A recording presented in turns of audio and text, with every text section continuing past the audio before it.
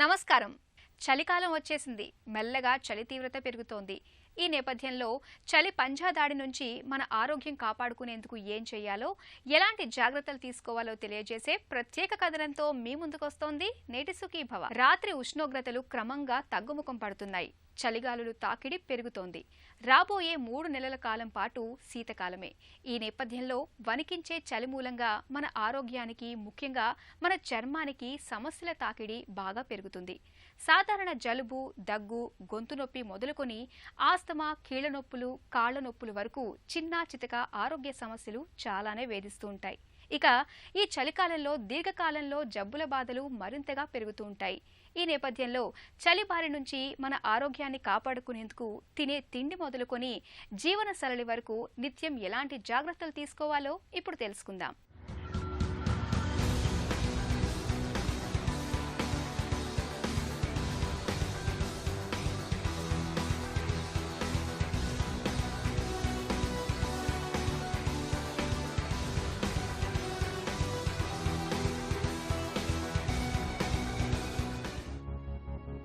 ఋతువులు మనం రమ్మంటే వచ్చేవి, పొమ్మంటే పోయేవి కావు. వాటి కాలమానం ప్రకారం అవి వచ్చేస్తాయి. అలాగే చలికాలము వచ్చేసింది. పొద్దున్నే ఓ గంట పొగమంచు పలకరిస్తుంది. తలుపు తెరిస్తే ఎక్కడ ఇంట్లోకి వచ్చేస్తుందో అన్నట్టుగా దట్టంగా ముసురుకుని కనిపిస్తుంది. సూర్యుడి లేలేత కిరణాలు కాస్త వెచ్చబడేసరికి మంచు మబ్బులు మాయమైపోతుంటాయి. ఇక మధ్యాహ్నం మండుటెండ మామూలే. మళ్లీ రాత్రి 7 అయ్యేసరికి నేనున్నాను అంటూ చలిగాలి రివ్వున వీస్తుంది. ప్రస్తుతం 2 తెలుగు రాష్ట్రాల్లోనూ ఇదే వాతావరణం కనిపిస్తోంది. చల్లని ఈ చలికాలం మన నిత్య జీవితం పైన, ముఖ్యంగా మన ఆరోగ్యం పైన చాలా ప్రభావాన్ని చూపుతోంది. వణికించే శీతగాలి, గాలిలో తేమ తక్కువగా ఉండటం మూలంగా ఈ సీజన్లో సాధారణ జలుబు, దగ్గు, గొంతు నొప్పి వంటి బాధలు మొదలుకొని ఆస్తమా, కీళ్ల నొప్పులు, కాళ్ల నొప్పుల వరకు తరచుగా ఏదో ఒక అనారోగ్యం పలకరిస్తూ ఉంటుంది. సాధారణంగా కాలం మారినప్పుడు కొన్ని ప్రత్యేక ఆరోగ్య సమస్యలు తలెత్తుతూ ఉంటాయి. ముఖ్యంగా చలికాలం వచ్చినప్పుడు వాతావరణంలో టెంపరేచర్ బాగా తగ్గిపోతుంది. అలాగే పొడి ఎక్కువ అవుతుంది, తేమ తక్కువ అవుతుంది. దీనివల్ల కొన్ని ప్రత్యేకమైన ఆరోగ్య సమస్యలు వచ్చే అవకాశం ఉంది, ముఖ్యంగా వృద్ధుల్లో. చలికాలము ఎక్కువగా ఎఫెక్ట్ చేసేది మన చర్మాన్ని. చర్మానికి ఎప్పుడు కూడా మన సహజంగానే కొన్ని గ్రంథుల వల్ల ఆయిల్ వస్తూ ఉంటుంది. చలికాలం వాతావరణం పొడిగా ఉండటం వల్ల, టెంపరేచర్ తక్కువగా ఉండటం వల్ల చర్మం బాగా పొడి పారుతుంటుంది. ఈ డ్రై స్కిన్ వల్ల అనేక సమస్యలు ముఖ్యంగా వృద్ధుల్లో వస్తుంటాయి. కొంతమందికి దురద ఎక్కువగా కావటం, కొంతమందికి రక్తము కారటం, అదేవిధంగా కొంతమందిలో కొన్ని స్కిన్లో ఇన్ఫెక్షన్ ఎక్కువ కావడం జరుగుతూ ఉంటుంది. అదేవిధంగా సూర్యాస్తమయ వ్యాధులు ఎక్కువ అవుతుంటాయి. చలికాలం ప్రభావితం చేసేది ఇంకొక ముఖ్యమైన అవయవం మన ఊపిరితిత్తులు. అది కాకుండా ముక్కులు, సైనసెస్ ఇవి కూడా ఎఫెక్ట్ అవుతుంటాయి. చలికాలం ఎక్కువగా మనం ఈ శ్వాసకోశ సంబంధమైన వ్యాధులు, ఆస్తమా, సిఓపిడి ఎక్కువ కావటం, అదేవిధంగా సైనస్ వచ్చిన వాళ్ళకి సైనసైటిస్ ఎక్కువ కావటం, రైనైటిస్ అంటే ముక్కు దిబ్బడ సమస్య వాళ్ళకి అది ఎక్కువ కావటం జరుగుతూ ఉంటుంది. ఇది కాకుండా పెద్దవారిలో ప్రాస్టేట్ సమస్య, అదేవిధంగా మూత్రనాళ సంబంధ సమస్యలు, మానసిక వ్యాధుల్లో డిప్రెషన్ ఎక్కువ కావటం, గుండె జబ్బులు ఎక్కువగా రావటం, అదే స్ట్రోక్ కూడా ఈ చలికాలం మనం ఎక్కువ ఇన్సిడెంట్ చూస్తూ ఉంటాం. చలికాలం సాధారణంగా కీళ్ళు బాగా బిగిసిపోయి నొప్పులు ఎక్కువ అవుతుంటాయి. ముఖ్యంగా రుమటాయిడ్ ఆర్థరైటిస్ పేషెంట్స్లో ఈ సమస్య మనం ఎక్కువగా చూస్తూ ఉంటాం. పెదవులు, చర్మము పొడివారడం, పాదాలు పగలడం, గోళ్లు పెళుసుబారి చిట్లడం ఇవన్నీ చలికాలం వచ్చేసిందని శరీరం మనకు తెలియజేసే సూచనలు. చర్మం నల్లబడుతుంది, ముఖం కాంతిహీనంగా మారుతుంది. గాలిలో తేమ తగ్గడం వల్లే ఈ మార్పులన్నీ. ఇంట్లో నానమ్మో అమ్మమ్మో ఉంటే ఒంటికి కొబ్బరి నూనె రాసుకోమని, పెదవులకు నెయ్యి రాసుకోమని, సున్నిపిండితో స్నానం చేయమని చెప్తుంటారు. అమ్మాయిలు మాత్రం గ్లిజరిన్ సబ్బులు అంటారు. లిప్ బామ్లు, మాయిశ్చరైజర్లు, వ్యాజిలిన్ బాటిళ్లు ఖాళీ చేసేస్తుంటారు. చలికి చాలా వరకు మన ఇంట్లో తయారు చేసుకునే చిట్కాలే సరిపోతాయి. వయస్సును బట్టి, చర్మం తీరును బట్టి కాస్మెటిక్స్ ఎంపికండాలి. ఉదయమే కొబ్బరి నూనె మర్దన చేసుకుని సున్నిపిండితో స్నానం చేస్తే చర్మం పొడిబారదు. మనలో చాలామంది చలిగా ఉందని వేడివేడి నీళ్లతో స్నానం చేస్తుంటారు. కానీ ఏ కాలమైనా గోరువెచ్చని నీటితో స్నానమే ఆరోగ్యానికి మంచిది అని చెప్తారు నిపుణులు. చలికాలంలో చర్మం బాగా పొడి అయిపోయి చర్మంలో దురద ఎక్కువ అవుతుంది, పగుళ్ళు ఎక్కువ అవుతాయి. ఈ పగుళ్ళు అరిచేతులు అరికాళ్ళు కూడా మనకి కనపడుతూ ఉంటాయి. దీనివల్ల ఇన్ఫెక్షన్ ఎక్కువగా రావటం, దురద ఎక్కువ ఉండటం జరుగుతూ ఉంటుంది. ఇన్ఫెక్షన్ ముఖ్యంగా మధుమేహ వ్యాధిగ్రస్తుల్లో ఈ ఇన్ఫెక్షన్ ఎక్కువైపోయి ఒక్కొక్కసారి ఆరోగ్యానికి చాలా ప్రమాదం జరిగే అవకాశం ఉంది. ఇటువంటి సమస్యలు రాకుండా ఉండాలంటే మన చర్మానికి ఎప్పుడు కూడా ఒక పూతలాగా, అది ఏదైనా మాయిశ్చరింగ్ క్రీమ్ కావచ్చు, సింపుల్ కొబ్బరి నూనె కావచ్చు, లేదా వైట్ పెట్రోల్ జెల్లీ కావచ్చు, రోజు పూసుకుంటే ఈ చర్మం అనేది ఆరోగ్యంగా ఉంటుంది. అదే కాకుండా చాలామంది సబ్బు ఎక్కువగా వాడుతుంటారు. ఈ కాలంలో సబ్బు తక్కువగా వాడాలి. సున్నిపిని లాంటి న్యాచురల్ పద్ధతులు చాలా ఉపయోగపడుతుంటాయి. అది కాకుండా మీరు స్నానం చేయగానే తప్పకుండా కొబ్బరి నూనె కానివ్వండి, లేదా ఇతర ఏదైనా మన మామూలు సాధారణంగా మార్కెట్లో లభ్యమయ్యే మాయిశ్చరింగ్ క్రీమ్స్ కానీ రాసుకుంటే ఈ డ్రై స్కిన్ బాధ నుంచి మనం తప్పించుకోవచ్చు. అదేవిధంగా చర్మంతో పాటు హెయిర్ కూడా చాలామంది ఎక్కువ సార్లు షాంపూలు అవి వాడుతూ ఉంటారు. దానివల్ల హెయిర్ బాగా పొడి అయిపోయి హెయిర్ కూడా చెడిపోయే అవకాశం ఉంది. సో స్నానం చేసిన వెంటనే కండిషనర్ కానివ్వండి, లేకపోతే కొబ్బరి నూనె లాంటి నూనె వాడితే ఈ హెయిర్ బాగుంటుంది. అది ఒకటి సోరియాసిస్ లాంటి వ్యాధి ఉన్న వాళ్ళకి సోరియాసిస్ వ్యాధి ఎక్కువ అవుతుంది. కాబట్టి వారు డాక్టర్ని సంప్రదించి ఆ పూత మందులు కానివ్వండి, లేదా నోటితో తీసుకునే మందులు కానివ్వండి, సోరియాసిస్కి వారు ఆ డోసు మార్పించుకుంటూ ఉండాలి.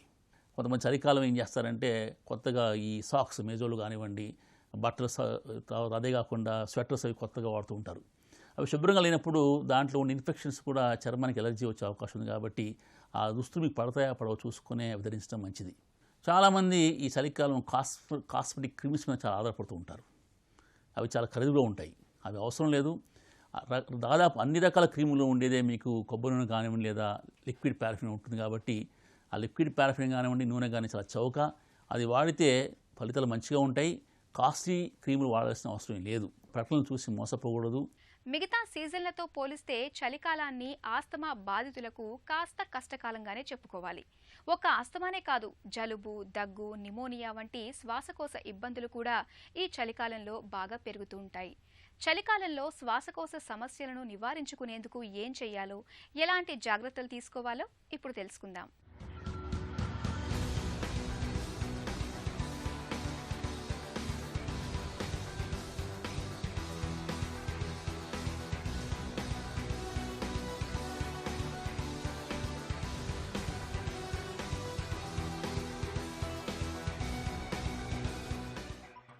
ఈ శీతాకాలంలో చలిగా ఉందని వేడివేడిగా గంటకో టీ తాగేస్తూ రోడ్డు పక్కన పకోడీలు, మిర్చి బజ్జీలు లాగించేస్తే అవి లేనిపోని సమస్యలు కొని తెచ్చుకున్నట్లే అవుతుంది. టీలు, కాఫీలు తగ్గించుకొని వాటి బదులు కూరగాయల సూపు, చికెన్ సూపు తాగొచ్చు. టీ తాగేవారు పాలతో చేసే టీ బదులు తులసి, పుదీనా లాంటి ఆకులు వాడి తయారు చేసే హెర్బల్ టీలు తాగొచ్చు. అందులో చిన్న అల్లం ముక్క వేసుకుంటే మరి మంచిది. చలికాలంలో ఉష్ణోగ్రతతో పాటే మన దేహంలో శక్తి నిలువలు కూడా తగ్గిపోతాయి. కాబట్టి ఎండిన పండ్లు, బాదం, పిస్తా, అక్రూట్ లాంటి గింజల్లోని పప్పులు రోజు తప్పనిసరిగా తీసుకోవాలి. ఇవి శరీర ఉష్ణోగ్రతను పెంచుతాయి. అల్లం, వెల్లుల్లి, దాల్చిన చెక్క, మెంతులు, మిరియాలు, ఇంగువ, జీలకర్ర వంటివి రక్త ప్రసారాన్ని మెరుగుపరుస్తాయి. జలుబు, దగ్గు రాకుండా చూస్తాయి. చలికాలం జీర్ణశక్తి మందగిస్తుంది. మలబద్ధకము కొందరిని ఇబ్బంది పెడుతుంది. రాత్రి భోజనంలో చారు తప్పనిసరి ఉండాలి. ఆహారంలో తాజా కూరగాయలు ఎక్కువగా తీసుకోవాలి. వేడి పదార్థాలని తినాలి. చలికాలంలో చలవ వస్తువు తినకూడదు, వేడి వస్తువు తినాలంటుంటారు. ఇలా చలవ వస్తువులు, వేడి వస్తువులు అనేది వైద్య పరిభాషలు లేవు. చాలామంది చలికాలం బాగా చలిగా ఉందని మద్యం సేవిస్తుంటారు. అది కూడా మంచిది కాదు. మద్యం సేవించడం మీకు ఏమాత్రం లాభం లేదు, ఒళ్ళు వేడేం కాదు. దానివల్ల ఇతర ఆరోగ్య సమస్యలు, కాలేయం చెడిపోవడం, మీద చెడిపోవడం, నరాలు చెడిపోవడం జరుగుతుంది. కాబట్టి మద్యం మీద ఆధారపడకూడదు. మద్యం వల్ల మీకేం వేడి పుట్టదు, కేవలం ఆరోగ్యం పాడవుతుంది. అదే చాలామంది ధూమపానం చేస్తుంటారు. ఇలా చలికాలం ఉన్నప్పుడు అదొక సైకలాజికల్ ఫీలింగ్ అనమాట. మానసికంగా అది వేడి పుట్టిస్తూనే ఒక అపోహ మాత్రమే. ధూమపానం వల్ల ఎన్నో అనర్థాలు ఉన్నాయి. కాబట్టి చలికాలం కానీ ఏ కాలం కానివ్వండి ధూమపానం ఉపయోగం లేదు. చలికాలం దానివల్ల మీకు వేడేం పుట్టదు కాబట్టి ధూమపానం జోలికి పోవద్దు. అదే చాలామంది వేడి వస్తువులు అదేవిధంగా వేడిగా ఉండే సూప్స్ తాగితే మంచిది అనుకుంటారు. అదేం లేదు. మీరు ఎంత వేడి తిన్నా ఎంత వేడిగా తాగినా మన శరీరంలో పోగానే అవి మన బాడీ టెంపరేచర్ తగ్గిపోతాయి కాబట్టి వాటి వల్ల పెద్ద ఉపయోగం ఉండదు. ప్రత్యేకమైన ఆహారం అంటూ ఏమి ఉండదు. కానీ వృద్ధులు నీళ్ళు ఎక్కువగా తాగకూడదు. నీళ్ళు ఎక్కువగా తాగినప్పుడు ఏమవుతుందంటే వారిలో కొన్ని మూత్రనాళ సమస్య, ముఖ్యంగా ప్రాస్టేట్ సమస్య ఉన్న వాళ్ళు మూత్రం నిలిచిపోయే అవకాశం ఉంది. అదేవిధంగా సోడియం కూడా డైల్యూట్ అయిపోయి హైపోనెట్రీమియా అనే సమస్య వచ్చే అవకాశం ఉంది. కాబట్టి మోతాదుకి మించి అంటే అవసరానికి మించిన నీళ్లు తాగకూడదు. అదేవిధంగా చాలామంది ఈ చలికాలం బజ్జీలు, వేడివేడి బజ్జీలు కానివ్వండి, మిర్చి కానివ్వండి, కాఫీ టీలు ఎక్కువ సేవిస్తుంటారు. ఫ్రైడ్ ఫుడ్స్ కాబట్టి వాటి వల్ల మీకు ఆరోగ్య సమస్యలు వస్తాయి. చలికాలం అవి తినటం వల్ల మీకు వేడేం పుట్టదు, దానివల్ల పెద్ద ఉపయోగం ఉండదు. అది కేవలం ఒక మానసిక సంతృప్తి మాత్రమే. దానివల్ల మీకు వేడేం పుట్టదు కాబట్టి అనారోగ్యమైన ఆహారం మీరు తినకూడదు. చాలామంది లెక్కకు మించి మోతాదుకు మించి కాఫీలు టీలు తాగుతుంటారు. అది కూడా మంచిది కాదు. కొంతమంది అయితే మసాలా బాగా తినాలి, మసాలా తింటే నాన్ వెజ్ తింటే వేడి పుడుతుంది అనుకుంటారు. అది కూడా కరెక్ట్ కాదు. మసాలా ఫుడ్ వల్ల కానీ మాంసాహారం వల్ల కానీ వేడేం పుట్టదు. మోతాదు మించితే ఏదైనా ఆరోగ్యానికి మంచిది కాదు. మసాలా వల్ల మీకు ఎసిడిటీ రావచ్చు. నాన్ వెజ్ వల్ల కూడా కొన్ని మీకు ప్రత్యేకమైన సమస్యలు వచ్చే అవకాశం ఉంది. చలికాలంలో వాతావరణంలో కనిపించే మార్పులు ఆస్తమా, బ్రాంకైటిస్, సిఓపిడి వంటి శ్వాసకోశ జబ్బులతో బాధపడే వారికి చాలా సమస్యల్ని తెచ్చిపెడుతుంటాయి. మాటిమాటికి ఆస్తమా అటాక్స్ వస్తాయి. ఊపిరి తీసుకోవడం కష్టంగా ఉంటుంది. ఇక ఎగ్జిమా, సోరియాసిస్ వంటి మొండి వ్యాధులు శీతగాలికి మరింత ఉధృతంగా మారుతాయి. చలిగాలికి కీళ్లన్నీ బిర్ర బిగిసి నొప్పులు పోటెత్తుతుంటాయి. ఉదయాన్నే మంచం దిగడం కష్టంగా ఉంటుంది. ఇక ప్రొస్టేట్ బాధలు అధికంగానే ఉంటాయి. చలి వాతావరణంలో మాటిమాటికి మూత్రానికి వెళ్లాల్సి వస్తుంటుంది. చలికాలంలో ఉష్ణోగ్రతలు తగ్గడం వల్ల శరీర ఉష్ణోగ్రతను స్థిరంగా ఉంచేందుకు రక్తనాళాలు సన్నగా కుచించుకుపోతుంటాయి. ఈ పరిస్థితి గుండె జబ్బు పేషెంట్లకు ఎంతమాత్రం మంచిది కాదు. ఈ సమస్యలన్నీ తట్టుకొని ఆరోగ్యాన్ని భద్రంగా ఉంచుకునేందుకు సీజన్కి తగ్గట్టుగా జీవన సరళిలో ప్రత్యేకమైన జాగ్రత్తలు తీసుకోవాల్సి ఉంటుంది. చలికాలంలో ఇంకో ప్రధాన సమస్య ఏంటంటే లంగ్స్ అంటే శ్వాసకోశ సంబంధమైన వ్యాధులు ఎక్కువ ఏర్పడుతుంటాయి. ఇది ఉబ్బసం అంటే ఆస్తమా కావచ్చు, లేదా సిఓపిడి ఉన్న వాళ్ళకి అది ఎక్కువగా అవటం, జలుబు లాంటి అంటే అలర్జిక్ రైనైటిస్ అది ఎక్కువగా అవటం, సైనసైటిస్ లాంటి సమస్యలు ఈ కాలంలో మనం ఎక్కువగా చూస్తుంటాం. ఇవి కాకుండా కామన్ కోల్డ్ అంటే మామూలుగా వచ్చే జలుబు, అదేవిధంగా ఫ్లూ అనేది మనం ఈ కాలం ఎక్కువ చూస్తుంటాం. చల్లో బయటికి పోయిన మాత్రాన జలుబు, ఫ్లూ రాదు. ఈ కాలంలో ఈ వైరస్లు ఎక్కువ ఉంటాయి కాబట్టి, అవి ఎక్కువ కాలం గాలిలో మనగలుగుతాయి కాబట్టి మనకి ఈ కాలంలో ఈ జబ్బులు ఎక్కువ వస్తుంటాయి. అది కాకుండా మనం రాత్రంతా వెచ్చగా పడుకొని సడన్గా మనం బయటి వాతావరణంకి వచ్చినప్పుడు ఆ చల్లని వాతావరణం వల్ల కొంతమందికి శ్వాసనాళాలు రియాక్ట్ అయిపోయి ఉన్న ఆస్తమా ఎక్కువ అవుతుంది. అదేవిధంగా ఉన్న ఎలర్జిక్ రైనైటిస్ అంటే తుమ్ములు అనే ఆ ఎలర్జిక్ ఎక్కువ అవుతుంటుంది. అదేవిధంగా సైనసైటిస్ ఎక్కువ అవుతుంటుంది. ఇటువంటివన్నీ మనం అధిగమించాలంటే అకస్మాత్తుగా మీరు ఒకేసారి మీ బెడ్రూమ్లోంచి చల్లగాలికి ఎక్స్పోజ్ కాకూడదు. బయటకు వచ్చినప్పుడు ఏదైనా ఆచ్ఛాదన ఉండాలి. టవల్ కావచ్చు, మఫ్లర్ కావచ్చు. అలాగే బయటకు వచ్చినప్పుడు మీరు కొంచెం వేడి దుస్తులు అంటే అది స్వెటర్ కావచ్చు, కోట్ కావచ్చు వేసుకొని వస్తేనే మంచిది. వృద్ధులు లేదా ఉబ్బసం లాంటి వ్యాధి ఉన్నవారు ఈ కాలంలో ఉదయం పూట బయటికి రాకపోవటం మంచిది. ఎండప్పుడు వచ్చినాక దాదాపు 9-10 గంటల ప్రాంతంలోనే వారు బయటికి వస్తే ఈ సమస్యలు తక్కువయ్యే అవకాశం ఉంది. ఈ కాలంలో సిఓపిడి పేషెంట్స్కి అంటే ఎక్కువ కాలం స్మోక్ చేసి ఆస్మా ఉన్న వాళ్ళకి కొన్ని సంవత్సరాల తర్వాత సిఓపిడి వస్తుంది. ఆ సిఓపిడి కూడా ఎక్కువ అవుతుంది. అదేవిధంగా శ్వాసకోశ సంబంధం ఇన్ఫెక్షన్ కూడా మనం ఈ కాలంలో ఎక్కువగా చూస్తుంటాం. కాబట్టి ఈ పేషెంట్స్ తప్పకుండా వ్యాక్సిన్ చేయించుకోవాలి. ఈ కాలంలో వచ్చే ఫ్లూ కావచ్చు, రకరకాల ఫ్లూస్ ఉంటాయి. అందులో కొన్ని రకాల ఫ్లూకి రాకుండా వ్యాక్సిన్ ఉంది. దాదాపు 4 రకాల వైరస్ని ఈ వ్యాక్సిన్ నిరోధిస్తుంది. కాబట్టి చలికాలం ప్రారంభంలోనే ఈ ఫ్లూ వ్యాక్సిన్ వేయించుకోవాలి. ఈ ఫ్లూ వ్యాక్సిన్ అందరూ వేయించుకోవచ్చు. కాకపోతే వృద్ధుల్లోనూ డయాబెటీస్ ఉన్నవారు, ఆస్మా ఉన్నవారు, సిఓపిడి ఉన్నవారు తప్పకుండా ఈ వ్యాక్సిన్ వేయించుకోవాలి. అదే ప్రెగ్నెంట్ ఉమెన్ కూడా ఫ్లూ వ్యాక్సిన్ వేయించుకోవాలి. ఎందుకంటే ప్రెగ్నెన్సీలో ఫ్లూ వస్తే అది చాలా ప్రమాదకరంగా మారుతుంది. శీతాకాలంలో వణికించే చలిగాలుల తాకిడిని తట్టుకుని ఆరోగ్యాన్ని బేషుగ్గా ఉంచుకునేందుకు ఏం చేయాలో, దీర్ఘకాలిక జబ్బుల్ని అదుపులో ఉంచుకోవడానికి ఎలాంటి జాగ్రత్తలు తీసుకోవాలో, రోజువారీ జీవనశైలి ఎలా ఉండాలో ఇప్పుడు తెలుసుకుందాం.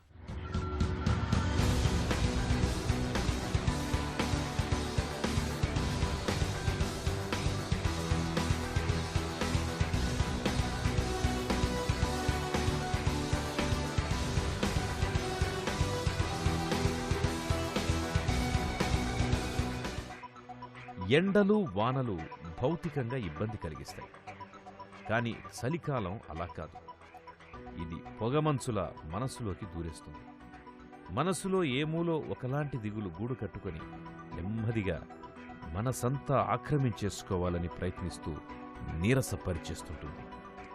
ఈ రుగ్మత కొందరిని చలికాలంలో ఎక్కువగా వేధిస్తుంది, కుంగుబాటుకు లోను చేస్తుంది. రోజువారీ పనుల పట్ల అనాసక్తి, మందకొడితనం వీరిని వేధిస్తాయి. సహజమైన వెలుతురులో మన శరీరంలోని జీవగడియారం సక్రమంగా పనిచేస్తుంది. చలికాలంలో సహజమైన వెలుతురు తగినంత లభించినప్పుడు మనసును ఉత్తేజంగా ఉంచే సెరటోనిన్ హార్మోన్ ఉత్పత్తి తగ్గుతుంది. దీంతో చలికాలంలో కుంగుబాటు, నిద్రమత్తు, నిరాసక్తత అనేవి ఎక్కువగా కనిపిస్తుంటాయి. సహజమైన వెలుతురులో ఎక్కువ సమయం గడిపితే కుంగుబాటును వదిలించుకోవచ్చు. జీవిత భాగస్వామితో కలిసి కాపురం చేస్తున్న వారిలో ఈ తరహా కుంగుబాటు అరుదని చెబుతారు డాక్టర్లు. చలికాలంలో బాడీని అంటే మన శరీరాన్ని వేడిగా ఉంచడం కోసం ఒక్కొక్కసారి ఈ గుండె ఎక్కువగా పనిచేస్తూ ఉంటుంది. అలా చేసినప్పుడు ఈ హార్ట్ అటాక్స్ కానివ్వండి, లేదా కార్డియక్ ఎరిథమియాస్ కానివ్వండి, అదే స్ట్రోక్ కానివ్వండి, బ్రెయిన్కి స్ట్రోక్ కానీ మనం ఎక్కువ చూస్తుంటాం. ఇవి రాకుండా ఉండాలంటే చలికాలం తప్పకుండా మీ కన్సల్టెంట్ డాక్టర్ని కన్సల్ట్ చేసి మందులు మార్పు చేయించుకోవటం, అవసరమైన ప్రత్యేక పరీక్షలు చేయించుకొని రిస్క్ ఫ్యాక్టర్స్ ఏమైనా ఉన్నాయా, ఈసీజీ ఎలా ఉంది, బ్లడ్ ప్రెషర్ ఎలా ఉంది, మధుమేహం ఎలా ఉంది, కంట్రోల్ ఉందని చూసుకొని దానికి తగ్గట్టు మందులు వాడితే మీరు ఈ ఎమర్జెన్సీ నుంచి మిమ్మల్ని మీరు కాపాడుకోవచ్చు. కీళ్ళ సమస్య ఉన్నవాళ్ళు, ముఖ్యంగా రుమటాయిడ్ ఆర్థరైటిస్ ఉన్నవాళ్ళు కానివ్వండి, ఇతర ఆటోఇమ్యూన్ డిసీజెస్ లైక్ ఎస్ఎల్ఈ ఉన్న వాళ్ళకి చలికాలంలో సిమ్టమ్స్ ముఖ్యంగా joint pains, early morning joint stiffness అంటే ఈ కీళ్ళు బిగుసుకుపోవడం ఎక్కువగా ఉంటుంది. చలికాలం వీరి మందుల డోసులు మార్పులు చేయించుకోవాలి. వారి ఫ్యామిలీ డాక్టర్ని కలిసి వారే మందు డోసుని చలికాలం తగ్గట్టుగా దాన్ని అడ్జస్ట్ చేసుకోవాలి. చలికాలంలో మానసిక సమస్యలు ఎక్కువ అవుతుంటాయి, ముఖ్యంగా డిప్రెషన్, ఈ కుంగుబాటుతనము మనం చలికాలం ఎక్కువగా చూస్తుంటాం. దీనికి కారణం ఏంటంటే మన వాతావరణంలో వచ్చే మార్పులు. అంటే మన పగటి సమయం దాదాపు 10 గంటలకు 10 గంటలకు తగ్గిపోతుంది, రాత్రి వేళ 13 గంటలు 14 గంటలు అవుతుంది. సో ఆ విధంగా మన శరీరం మీద, మన మెదడు మీద ఎఫెక్ట్ పడి డిప్రెషన్ వచ్చే అవకాశం ఉంది. చాలా వరకు చాలా వాతావరణం డల్గా, అంటే ఎప్పుడు చీకటిగా ఉండటం, ఒక్కొక్కసారి మబ్బులు బట్టి ఉంటుంది కొన్ని దేశాల్లో. దానివల్ల సూర్యకాంతి లేక వాళ్ళు డిప్రెషన్కి లోనే అవకాశాలు ఎక్కువ. కాబట్టి చలికాలం డిప్రెషన్ లోన్ కాకుండా ఉండాలంటే మీరు ఎప్పుడు యాక్టివ్గా ఉంటూ ఉండాలి. మీ హాబీస్ మీరు ఇన్వాల్వ్ కావాలి. అదేవిధంగా మీ ఫ్రెండ్స్ని, ఫ్యామిలీస్తో స్పెండ్ చేస్తూ ఉండాలి. ఒకవేళ డిప్రెషన్ లక్షణాలు కనపడితే ముఖ్యంగా ఇళ్లలో కిటికీలు తలుపులు బిగించకుండా, చాలామంది చలికాలం చలి వస్తుందని మొత్తం కిటికీలు వేసేసి కట్టెలు వేస్తుంటారు. ఆ ఇల్లంతా చీకటిగా డల్గా ఉంటుంది, అది కూడా డిప్రెషన్ కారణం అవుతుంది. కాబట్టి ఎప్పుడు ఇంట్లోకి వెలుతురు బాగా వచ్చేటట్టు, అవసరమైతే ఈ ఎండకు బయటకు వెళ్ళటం, స్నేహితులను కలవటం, అదేవిధంగా గెట్ టుగెదర్స్ పార్టీస్ వాటికి వెళ్ళటం. సో ఆ విధంగా మనం తరచుగా అందరిని కలుస్తూ ఉంటే డిప్రెషన్ వచ్చే అవకాశాలు తక్కువ. అప్పటికి మీకు డిప్రెషన్ అనిపిస్తే మీరు మానసిక వైద్యం కానివ్వండి, అదే మీ ఫ్యామిలీ డాక్టర్ని కలిసి తాత్కాలిక కొన్ని మందులు వాడితే డిప్రెషన్ మిమ్మల్ని మీరు కాపాడుకోవచ్చు. చలికాలం వచ్చినప్పుడు మనం మన ఆరోగ్యాన్ని కాపాడుకునే కొన్ని చిట్కాలు పాటించాలి. ఒకటి, రోజు మీరు మీ చర్మానికి ఆయిల్ అంటే కొబ్బరి నూనె కానివ్వండి, లిక్విడ్ పారాఫిన్ కానివ్వండి, లేదా ఏదైనా మాయిశ్చరింగ్ క్రీమ్ కానీ రాసుకుంటే మీ చర్మాన్ని మీరు కాపాడుకుంటారు. ఎక్కువగా సబ్బు వాడకుండా, ఎక్కువ షాంపూలు వాడకుండా ఉండాలి. తలకు కూడా నూనె రాసుకుంటూ ఉండాలి. అదేవిధంగా బయటికి వెళ్ళినప్పుడు అకస్మాత్తుగా బాగా చల్లు బయటికి వెళ్లకుండా, వీలైతే కొంచెం ఎండ వచ్చినప్పుడే బయటికి వెళ్తే మంచిది. వృద్ధులు ముఖ్యంగా ఆస్తమా కానివ్వండి, సిఓపిడి కానివ్వండి, గుండె జబ్బులు కానివ్వండి, ఇతర ప్రాస్టేట్ సమస్యలు ఉన్నప్పుడు చలికి ఎక్కువ ఎక్స్పోజ్ కాకుండా ఉండాలి. రాత్రి పడుకున్నప్పుడు ముఖ్యంగా వృద్ధుల్లో సరైన ఆచ్ఛాదన అంటే బ్లాంకెట్ కానివ్వండి, దుప్పట్లు కానివ్వండి సరిగా ఉండాలి. అదేవిధంగా సోరియాసిస్ ఉన్నవారు డాక్టర్ని కన్సల్ట్ చేసి సోరియాసిస్కి ప్రత్యేక మందులు, అవసరమైతే ఎక్కువ డోసు వాడుతూ ఉండాలి. గుండె జబ్బులు లేదా హార్ట్ అటాక్ వచ్చే రిస్క్ ఉన్నవాళ్ళు డాక్టర్ని కన్సల్ట్ చేసి లక్షణాలు ఏ చిన్న లక్షణం కబడ్డా వెంటనే ట్రీట్మెంట్ తీసుకోవాలి. చాలామందికి ఎమర్జెన్సీస్ రాత్రి తెల్లవారుజామున వస్తుంటాయి కాబట్టి ఇంట్లో ఎవరైనా డయాబెటీస్ కానివ్వండి, హైపర్టెన్షన్ పేషెంట్స్ కానివ్వండి, గుండె జబ్బు ఉన్న పేషెంట్స్ ఉంటే చాలా అప్రమత్తంగా ఉండి ఏ చిన్న లక్షణం కనబడిన వెంటనే ఆసుపత్రికి తీసుకుని వెళ్ళాలి. చలికాలంలో మన ఆరోగ్యాన్ని భద్రంగా ఉంచుకునేందుకు జీవన శైలిలో ప్రత్యేకంగా జాగ్రత్తలు తీసుకోవాలి. చల్లగాలికి ఎక్కువగా తిరగకూడదు. బయటకు వెళ్లాల్సి వచ్చినప్పుడు నిండుగా దుస్తులు ధరించడం, స్వెటర్ల వంటివి వేసుకోవడం చేయాలి. చెవులకి మఫ్లర్లను ధరించాలి. ఆస్తమాతో బాధపడుతున్నప్పుడు ఈ జాగ్రత్తలు మరీ అవసరం. జలుబు, దగ్గు వంటి బాధలు దరిచేరకుండా ఉండేందుకు నిత్యం వేడి నీటి ఆవిరిని పట్టుకుంటూ ఉండాలి. సమయానుకూలంగా ఏదో ఒక వ్యాయామం చేయడం, కాసేపు అటూ ఇటూ నడవడం వల్ల కీళ్లకు మంచి వ్యాయామం దొరుకుతుంది. చలికాలంలో దాహం వేసినా వేయకున్నా తరచుగా నీళ్లను తాగుతుండాలి. ఎందుకంటే శరీరంలో నీటి శాతం తగ్గితే జీర్ణక్రియ మందగిస్తుంది, ఒంట్లో జీవక్రియల రేటు తగ్గిపోతుంది. అయితే ప్రొస్టేట్ బాధలున్నప్పుడు నీళ్లను తక్కువగా తాగాలి. ఆహారాన్ని ఎప్పుడూ వేడివేడిగా తాజాగా తీసుకోండి. ఈ జాగ్రత్తలు చలికాలంలో మన ఆరోగ్యాన్ని చక్కగా ఉంచుతాయి. చలికాలంలో ఆరోగ్యాన్ని బేషుగ్గా ఉంచుకునేందుకు వెచ్చటి వాతావరణాన్ని కల్పించుకోవాలి. ఒంటి నిండుగా దుస్తుల్ని ధరించాలి. కరోనా వైరస్ ప్రమాదం పొంచి ఉన్న వేళ చల్లగాలికి బయట తిరగకపోవడమే మేలు. శరీరానికి చాలినంత శ్రమను కల్పించుకోవాలి. దప్పిక వేసినా వేయకున్నా నీళ్లను తగినంతగా తాగుతూ ఉండాలి. ఆహారాన్ని తాజాగా వేడివేడిగా తీసుకోవాలి. ఈ జాగ్రత్తలు చలికాలంలో మన ఆరోగ్యాన్ని దివ్యంగా ఉంచుతాయి. తిరిగి రేపటి సుఖీభవలో మళ్ళీ కలుసుకుందాం. సుఖీభవ కార్యక్రమానికి సంబంధించి మీ విలువైన సూచనలు, సలహాలని వెంటనే మాకు రాయండి. మా చిరునామా Sukhibhava, ETV, Ramoji film city, Hyderabad 501512 లేదా sukhibhava@etv.co.in కు మెయిల్ చేయండి.